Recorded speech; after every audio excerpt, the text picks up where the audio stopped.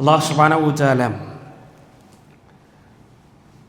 ഒരു മനുഷ്യനെ സംബന്ധിച്ചിടത്തോളം അവൻ്റെ ജീവിതത്തിൻ്റെ നിഗളമാന മേഖലകളിലും എങ്ങനെ പ്രവർത്തിക്കണമെന്ന് പ്രവാചകൻ സല്ലല്ലാഹു അലൈഹി വസല്ലമയിലൂടെ പരിശുദ്ധ ഖുർആനിലൂടെ കൃത്യമായി നമുക്ക് പഠിപ്പിച്ചു നൽകിയിട്ടുണ്ട്. ആദം നബി അലൈഹി സ്വലാത്തു വസ്സലാമിൻ്റെ സൃഷ്ടിപ്പ് രംഗം നമുക്കറിയാം. അല്ലാഹു സുബ്ഹാനഹു വ തആല ആദം നബി അലൈഹി സ്വലാത്തു വസ്സലാമിനെ സൃഷ്ടിക്കുന്നതും ആദം നബി അലൈഹി സ്വലാത്തു വസ്സലാമിന് എല്ലാ വസ്തുക്കളുടെയും അസ്മാകളെക്കുറിച്ച് അതിൻ്റെ നാമങ്ങളെക്കുറിച്ച് അല്ലാഹു സുബ്ഹാനഹു വ തആല പഠിപ്പിച്ച് നൽകുന്ന രംഗം പരിശുദ്ധ ഖുർആൻ നമ്മെ പരിചയപ്പെടുത്തുന്നുണ്ട്. തുടർന്ന് അല്ലാഹു സുബ്ഹാനഹു വ തആല മലക്കുകളോട് ആദം നബി അലൈഹി സ്വലാത്തു വസ്സലാമിനോട് സുജൂദ് ചെയ്യാൻ കൽപ്പിക്കുന്ന രംഗമൊക്കെ നമുക്കറിയാം. അങ്ങനെ ഇബ്ലീസ് മനുഷ്യൻ്റെ ഏറ്റവും മുഖ്യ ശത്രുവായി അല്ലാഹു സുബ്ഹാനഹു വ തആല പ്രഖ്യാപിക്കുന്ന രംഗവും പരിശുദ്ധ ഖുർആൻ നമ്മെ പഠിപ്പിക്കുന്നുണ്ട്. മഹാനായ ഇബ്നു ഖയ്യിം റഹ്മഹുല്ലാഹ് എങ്ങനെ ഏത് രൂപത്തിലൂടെയാണ് ഒരു മനുഷ്യനെ പിശാച് സമീപിക്കുന്നത്, എങ്ങനെയാണ് അവനെ തെറ്റിലേക്ക് കൊണ്ടുപോകുന്നത്, എങ്ങനെയാണ് അവനെ നരകത്തിലേക്ക് എത്തിക്കുന്നത് എന്ന് അതിൻ്റെ 7 വഴികളെക്കുറിച്ച് 7 മാർഗങ്ങളെക്കുറിച്ച് മഹാനായ ഇബ്നു ഖയ്യിം റഹ്മഹുല്ലാഹ് നമ്മെ പരിചയപ്പെടുത്തുന്നുണ്ട്. ഒരു വിശ്വാസി എന്ന നിലക്ക്, ഒരു വിശ്വാസിനി എന്ന നിലക്ക് കൃത്യമായി ഈ 7 രംഗങ്ങളും 7 വഴികളും കൃത്യമായി പഠിക്കുകയും മനസ്സിലാക്കുകയും ഈ 7 മാർഗങ്ങളിലും കൃത്യമായ ശ്രദ്ധ പുലർത്തുകയും അള്ളാഹുവിനോട് നിരന്തരം കാവൽ തേടുകയും ചെയ്യണമെന്ന് ആമുഖമായി ഓരോരുത്തരെയും ഓർമ്മപ്പെടുത്തുകയാണ്. മഹാനായ ഇബ്നു ഖയ്യിം റഹ്മഹുല്ലാഹ് ഓർമ്മപ്പെടുത്താൻ ഇന്ന ശൈത്താന യഅതി ഇബ്ന ആദമ മിൻ 7 തുറുഖ് 7 മാർഗങ്ങളിലൂടെ 7 വഴികളിലൂടെയാണ് പിശാച് ഒരു മനുഷ്യനിലേക്ക് കടന്നു വരിക. ആദം സന്തതികളിലേക്ക് പിശാച് കടന്നു വരുന്നത് 7 മാർഗങ്ങളിലൂടെയാണ്. ഒന്നാമത്തെ മാർഗത്തെ അദ്ദേഹം പരിചയപ്പെടുത്തി. ഒന്നാമതായി പിശാച് അവനെ ക്ഷണിക്കുക എന്നുള്ളത് ഇലൽ കുഫ്രി വശിർക്ക്, ഒന്നാമതായി ക്ഷണിക്കുക ഷിർക്കിലേക്കും കുഫ്രിലേക്കുമാണ്. അള്ളാഹുവിനെ മാത്രം ആരാധിക്കണമെന്ന അടിസ്ഥാനപരമായ വിഷയത്തിൽ നിന്ന്, അടിസ്ഥാനപരമായ ആദർശത്തിൽ നിന്ന് മനുഷ്യന് വഴിതെറ്റിക്കുക എന്നുള്ളതാണ് ഒന്നാമതായി പിശാച് പരിശ്രമിക്കുക എന്നുള്ളത്.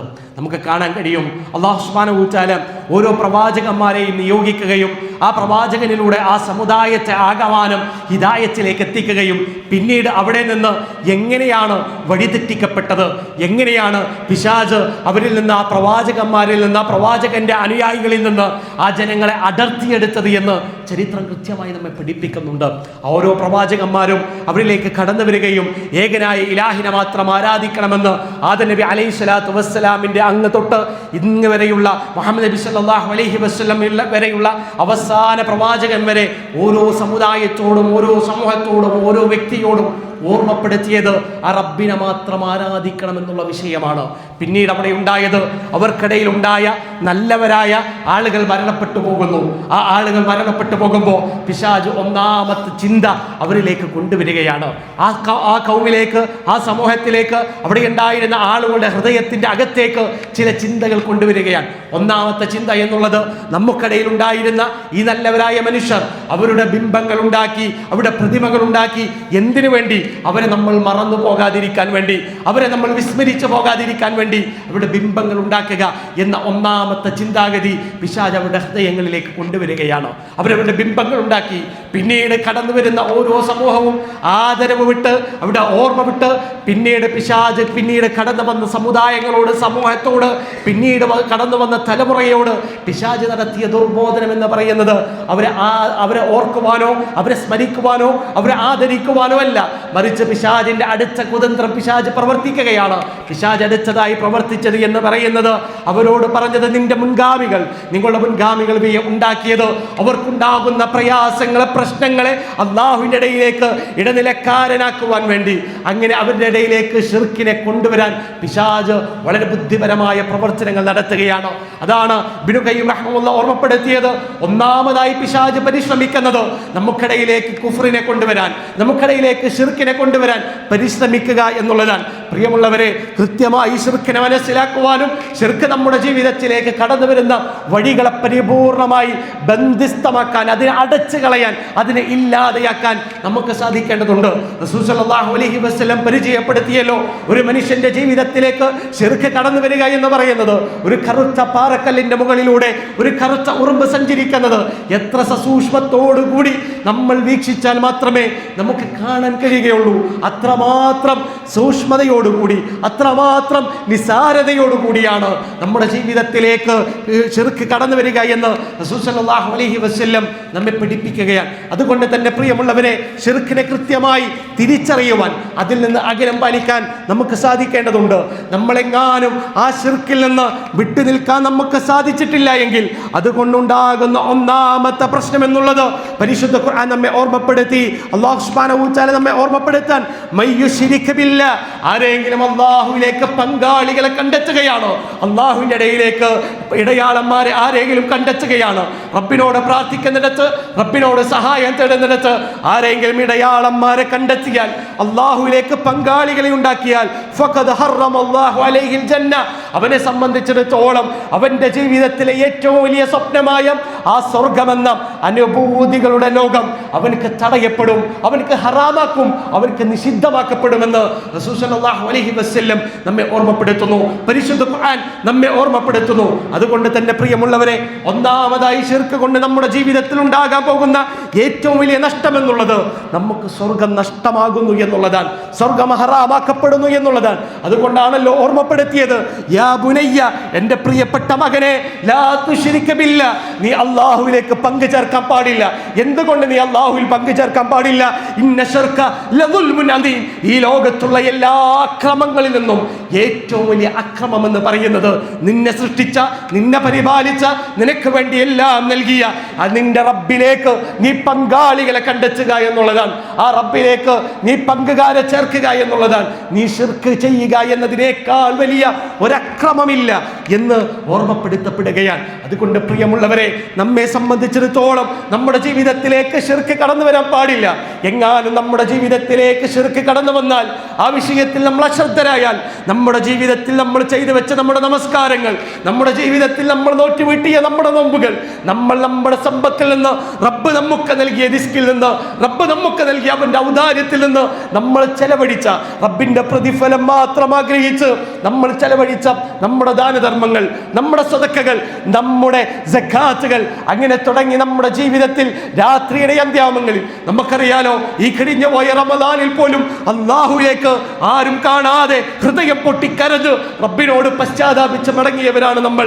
റബ്ബിലേക്ക് ഇബാദത്തുകളുമായി അടുത്തവരാണ് റബ്ബിൽ നമ്മൾ. നമ്മെ സംബന്ധിച്ചിടത്തോളം എത്രമാത്രം പരിശുദ്ധ ഖുർആനുമായി അടുക്കാൻ കഴിയുമോ അത്രമാത്രം ഖുർആനുമായി അടുക്കാൻ പരിശ്രമിച്ചവരാണ് നമ്മൾ. അങ്ങനെ തുടങ്ങി നമ്മുടെ ജീവിതത്തിൽ നമ്മൾ ചെയ്തു വെച്ച ഒരുപാട് സൽക്രമങ്ങൾ, ആ സൽക്രമങ്ങൾ അല്ലാഹുവിന് വേണ്ട എന്നാണ് പരിശുദ്ധ ഖുർആൻ നമ്മെ പഠിപ്പിക്കുന്നത്. നമ്മളെങ്ങാനും ശിർക്ക് ചെയ്തു പോയാൽ, നമ്മൾ നമസ്കരിച്ച രാത്രി നമസ്കാരങ്ങൾ റബ്ബിന് വേണ്ട, നമ്മൾ നമസ്കരിച്ച ഒരു നമസ്കാരവും റബ്ബിന് വേണ്ട, നമ്മുടെ നോമ്പുകൾ വെറും പട്ടിണിയായി മാറും, നമ്മുടെ സദഖകൾ നിഷ്ഫലമായി മാറും. അതുകൊണ്ട് തന്നെ പ്രിയമുള്ളവരെ, നമ്മെ സംബന്ധിച്ചിടത്തോളം നമ്മുടെ ജീവിതത്തിലേക്ക് ശിർക്ക് കടന്നു വരാൻ പാടില്ല. ഏതെങ്കിലും ഒരു മുഅ്മിനിന്റെ ജീവിതത്തിലേക്ക്, ഏതെങ്കിലും ഒരു പടപ്പിന്റെ ജീവിതത്തിലേക്ക് എങ്ങാനും ശിർക്ക് കടന്നു വന്നാൽ അവന്റെ ജീവിതത്തിൽ ഉണ്ടാകുന്ന 3 നഷ്ടങ്ങളെ സംബന്ധിച്ച് റസൂൽ സല്ലല്ലാഹു അലൈഹി വസല്ലം നമുക്ക് പരിചയപ്പെടുത്തി. ഒന്നാമത്തെ നഷ്ടം എന്നുള്ളത് അവനവന്റെ ജീവിതത്തിൽ ചെയ്തു പോയ പാപങ്ങൾ, അവനവന്റെ ജീവിതത്തിൽ സംഭവിച്ചു പോയ അപാകതകൾ, തെറ്റുകൾ, അത് അല്ലാഹു സുബ്ഹാനഹു വ തആല പൊറുത്തു നൽകുകയില്ല, അത് പൊറുക്കപ്പെടുകയില്ല എന്ന് റസൂലുള്ളാഹി സ്വല്ലല്ലാഹു അലൈഹി വസല്ലം നമുക്ക് പഠിപ്പിച്ചു തരികയാണ്. രണ്ടാമത്തെ നഷ്ടം എന്തെന്നറിയോ? ജീവിതത്തിൽ എന്തെങ്കിലും ഒരു പരീക്ഷണം നേരിടുമ്പോൾ, ജീവിതത്തിൽ സാമ്പത്തികമായ നഷ്ടങ്ങൾ കടന്നു വരാൻ, ജീവിതത്തിൽ ശാരീരികമായ പ്രയാസങ്ങൾ കൊണ്ട് നഷ്ടപ്പെടുകയാണ്. എങ്ങാനും ഇന്ന് രാത്രി നമ്മൾ കിടന്നിടത്ത് നിന്ന് എഴുന്നേൽക്കാൻ കഴിയാത്ത വിധം നമ്മുടെ ശരീരം അങ്ങ് തളർന്നു പോവുകയാണ്. നമ്മുടെ ജീവിതത്തിൽ നിന്ന് റബ്ബ് നൽകിയ ഏറ്റവും വലിയ അനുഗ്രഹമായ നമ്മുടെ ആരോഗ്യം അങ്ങ് നഷ്ടപ്പെടുകയാണ്. എഴുന്നേൽക്കാൻ കഴിയുന്നില്ല, കിടന്നിടത്ത് നിന്ന് എഴുന്നേൽക്കാൻ കഴിയുന്നില്ല. തനിക്കാവശ്യമായ അടിസ്ഥാനപരമായ കാര്യങ്ങൾ പോലും, ഒന്ന് ബാത്റൂമിൽ പോകാൻ അതിന് കഴിയുന്നില്ല, ഒന്ന് ഭക്ഷണം കഴിക്കാൻ കഴിയുന്നില്ല.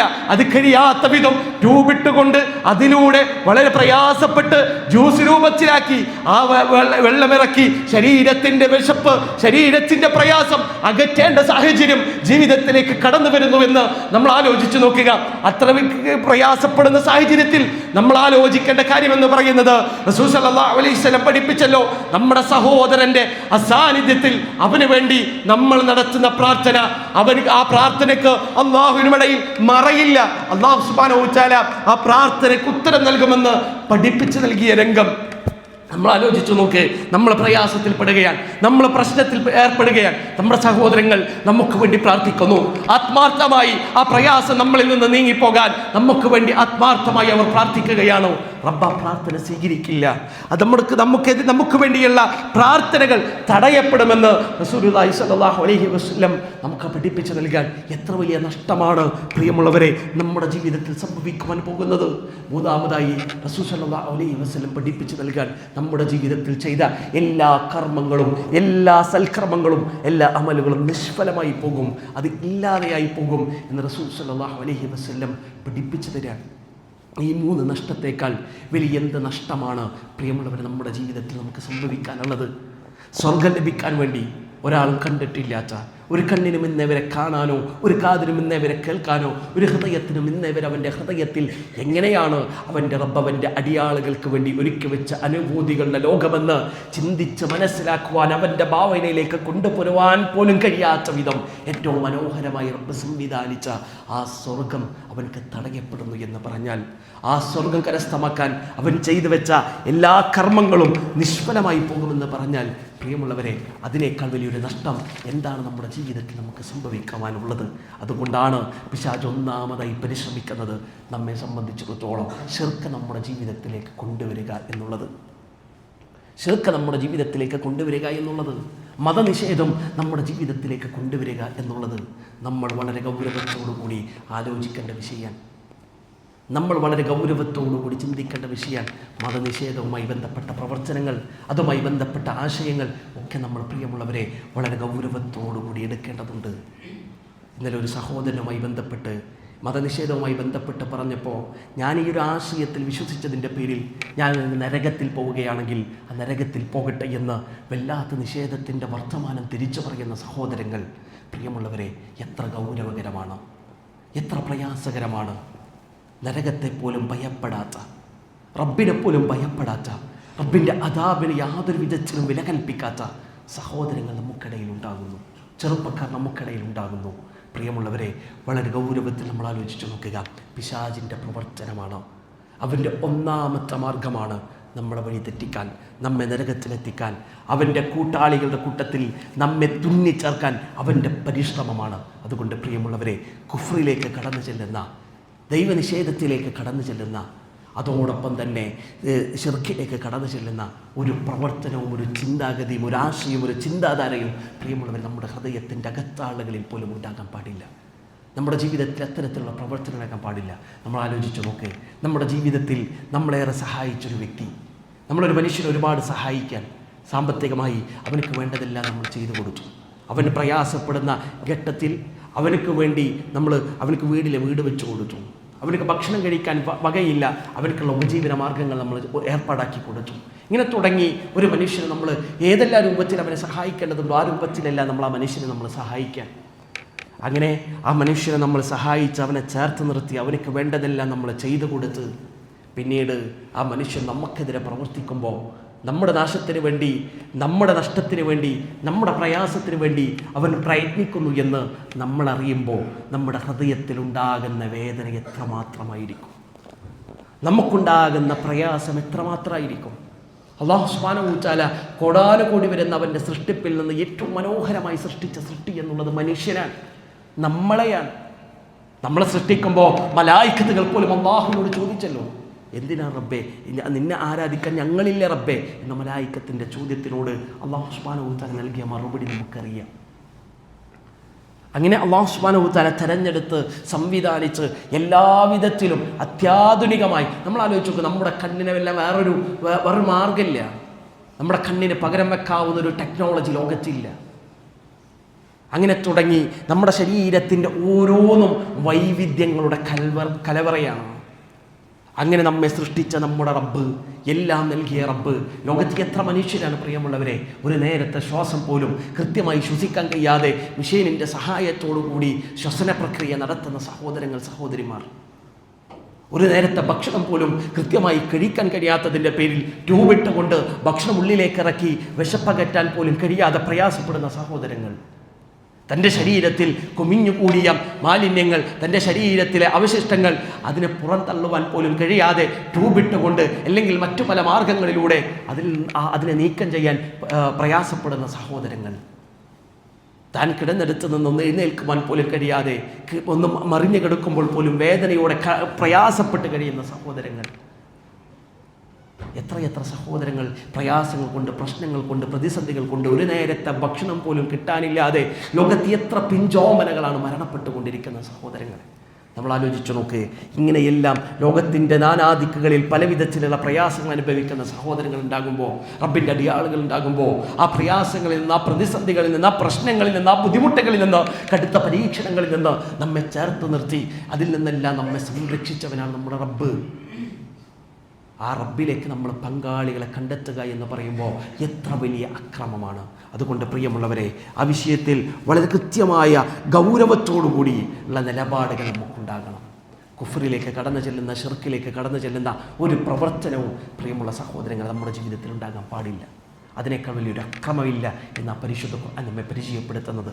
മഹാനായ ഇബ്നു ഖയ്യിം റഹിമഹുല്ലാഹ് രണ്ടാമതായി പരിചയപ്പെടുത്തുന്നത് പിശാച് പരിശ്രമിക്കുക എന്നുള്ളത് ബിദ്അത്തിലേക്ക് നമ്മളെ കൊണ്ടുപോകാനാണ്.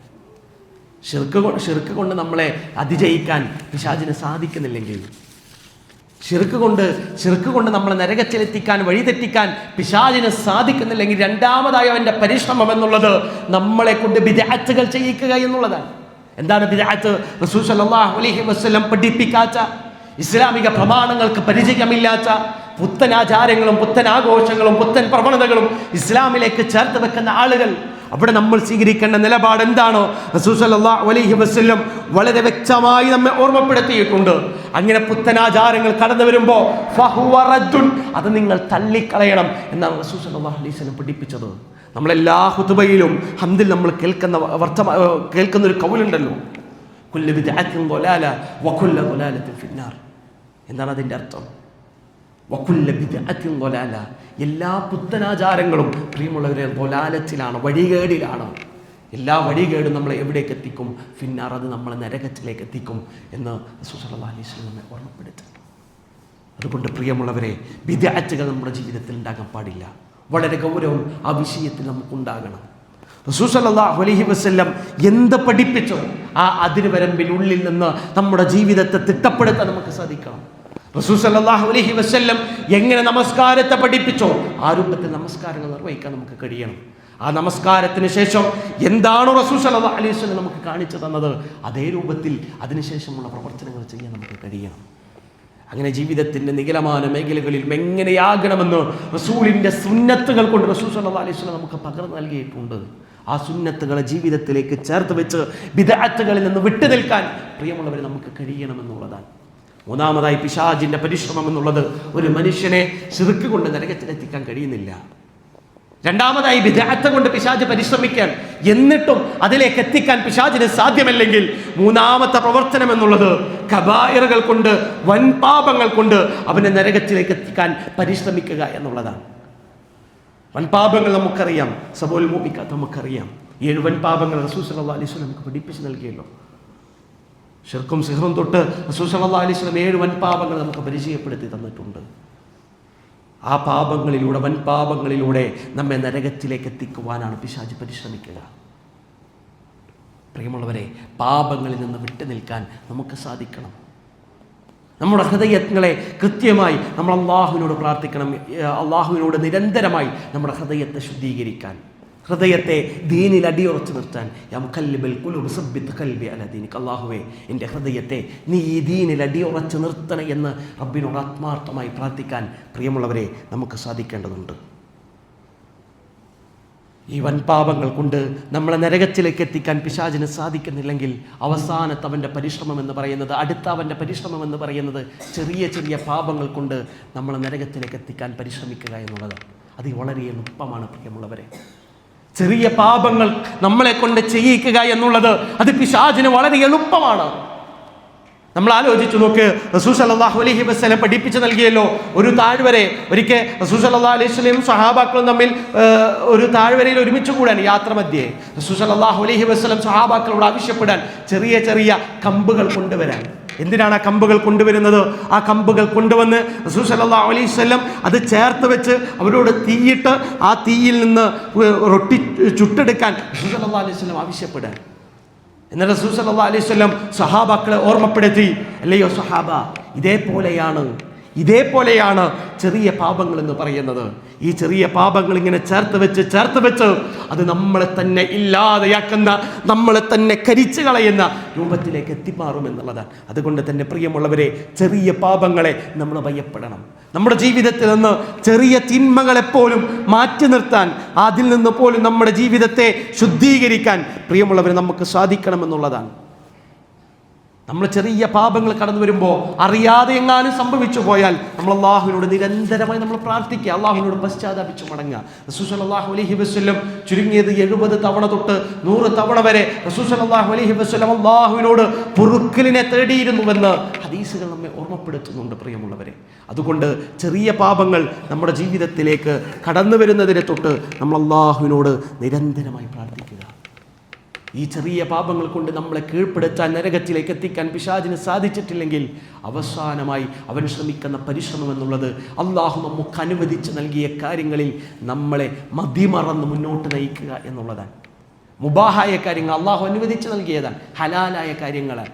ആ കാര്യങ്ങളിൽ മുന്നോട്ട് നമ്മൾ നയിക്കുക, അതിര് കവിയുക എന്നുള്ളതാണ്. ഇപ്പോൾ നമ്മൾ ആലോചിച്ച് നോക്കും, മൊബൈൽ ഫോൺ അള്ളാഹു സുബ്ഹാനഹു വ തആല നമുക്ക് അനുവദിച്ച് നൽകിയതാണ്. പക്ഷേ അതിൽ മതിമറന്നുകൊണ്ട് നമസ്കാരം തന്നെ ഇല്ലാതെയാക്കുന്ന ആളുകൾ, നമസ്കാരം തന്നെ പലപ്പോഴും നഷ്ടപ്പെടുത്തുന്ന ആളുകൾ, അങ്ങനെ അല്ലാഹു സുബ്ഹാനഹു വ തആല അനുവദിച്ചു തന്നിയ ഓരോ കാര്യങ്ങളിലും മതിമറന്നു പോകുന്ന ആളുകൾ. അള്ളാഹു ബിസിനസ് നമുക്ക് ഹലാലാക്കി തന്ന കാര്യം നമ്മുടെ ഉപജീവന മാർഗമാണ്. ആ ഉപജീവന മാർഗത്തിൽ പലപ്പോഴും ദീനിനെ മറന്നു കളയുന്ന ആളുകൾ, അവിടെ നമസ്കാരം പോലും മറന്നു കളഞ്ഞ് ഈ ദുനിയാവിൻ്റെ വിഷയത്തിൽ പലപ്പോഴും സജീവമാകുന്ന ആളുകൾ. അല്ലാഹു സുബ്ഹാനഹു വ തആല ഇസ്ലാമിൽ ഏറ്റവും പവിത്രമായി പഠിപ്പിച്ചു നൽകിയ ഒരു സംഗതിയാണ് വിവാഹം എന്നുള്ളത്, ദാമ്പത്യ ജീവിതം എന്നുള്ളത്.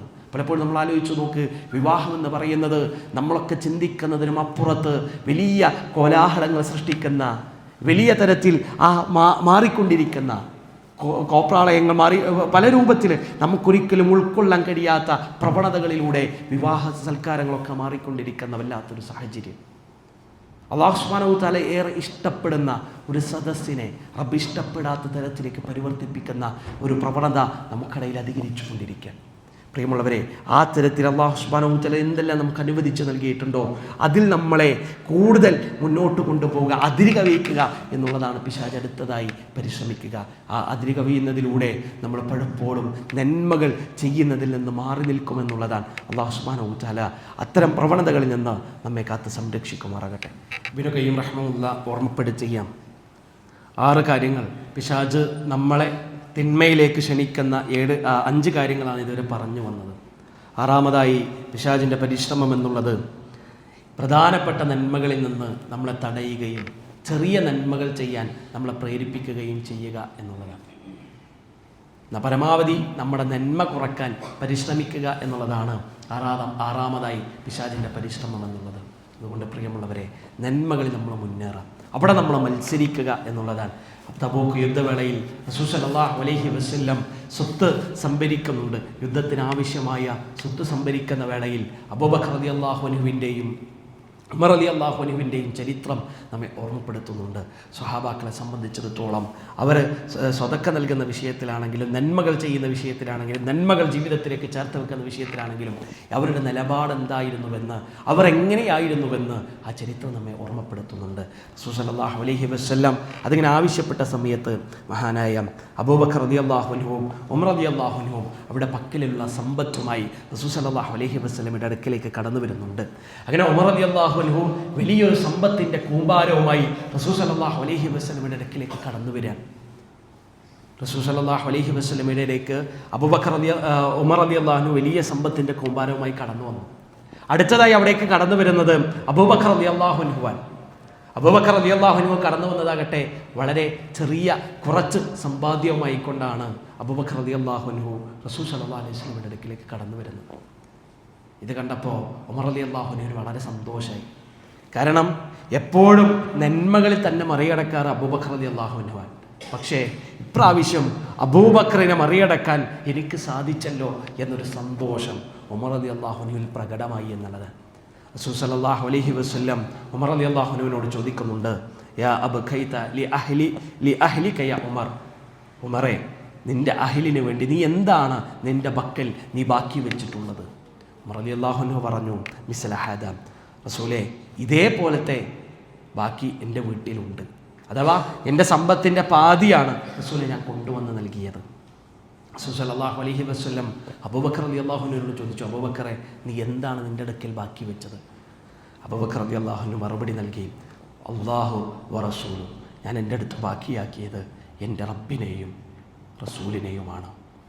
എൻ്റെ സ്വത്തിൻ്റെ മുഴുവനും ഞാൻ ഇവിടേക്ക് നൽകിയിട്ടുണ്ട് റസൂലെ എന്ന് മറുപടി പറയുന്ന അബൂബക്കർ റളിയല്ലാഹു അൻഹു. പ്രിയമുള്ളവരെ, നമ്മൾ ആലോചിച്ചു നോക്ക്, നന്മയുടെ വിഷയത്തിൽ മുന്നേറിയ സ്വഹാബാക്കൾ.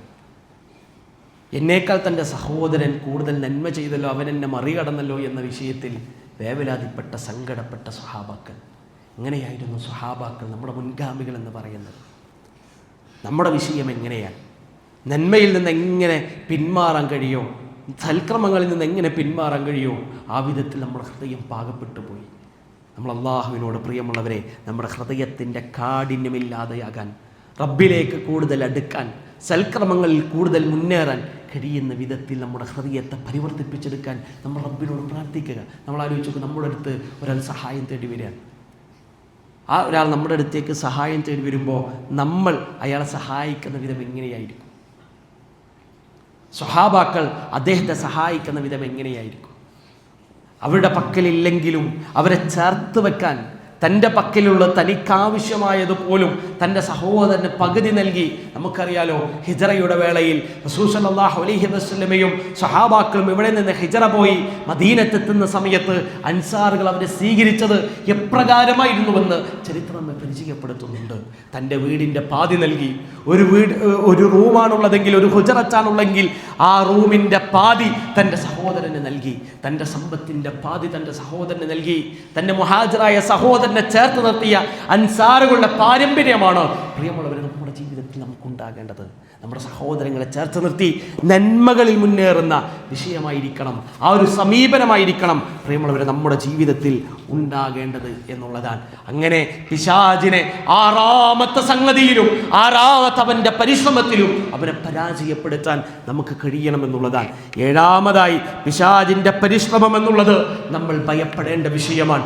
ഒന്നാമതായി അവൻ ശിർക്കിലൂടെ, കുഫറിലൂടെ നമ്മുടെ വിശ്വാസത്തിന് ഭംഗപ്പെടുത്താൻ പരിശ്രമിക്കുമ്പോൾ അതിന് സാധ്യമാകുന്നില്ലെങ്കിൽ, രണ്ടാമതായി ബിദ്അത്തിലൂടെ നമ്മുടെ ഹൃദയത്തെ, നമ്മുടെ പ്രവർത്തനങ്ങളെ നിഷ്ഫലമാക്കി കളയാൻ അവൻ പരിശ്രമിക്കുമ്പോൾ അതിനും അവന് സാധ്യമാകുന്നില്ലെങ്കിൽ, മൂന്നാമതായി വൻ പാപങ്ങളിലൂടെ നമ്മളെ നരകത്തിലേക്ക് എത്തിക്കാൻ അവൻ കിണഞ്ഞു പരിശ്രമിച്ചാലും സാധ്യമല്ലെങ്കിൽ, ഈമാനിന്റെ കരുത്തോടെ അവിടെയും നമുക്ക് പിടിച്ചു നിൽക്കാൻ കഴിയുമ്പോൾ, നാലാമതായി ചെറിയ ചെറിയ പാപങ്ങളിലൂടെ നമ്മളെ അവൻ വീഴ്ത്താൻ പരിശ്രമിക്കുമ്പോൾ അതിനും അവന് സാധ്യമല്ലെങ്കിൽ, അവസാനമായി അഞ്ചാമതായി അവന്റെ പരിശ്രമം എന്നുള്ളത് നന്മകളിൽ മുബാഹായ അള്ളാഹു അനുവദിച്ചു നൽകിയ കാര്യങ്ങളിൽ അതിര് കവിയാൻ, അതിൽ നിന്ന് വിട്ടുകളയാൻ, അങ്ങനെ നന്മകളെ മറന്നു കളയാൻ അവൻ നമ്മളെ പരിശ്രമിപ്പിക്കുമ്പോഴും അതിൽ നിന്ന് മാറി നിൽക്കാൻ നമുക്ക് കഴിഞ്ഞാൽ, ആറാമതായി റസൂൽ സല്ലല്ലാഹു അലൈഹി വസല്ലം നമ്മെ ഓർമ്മപ്പെടുത്തിയ നന്മകളിൽ നിന്ന് വിട്ട്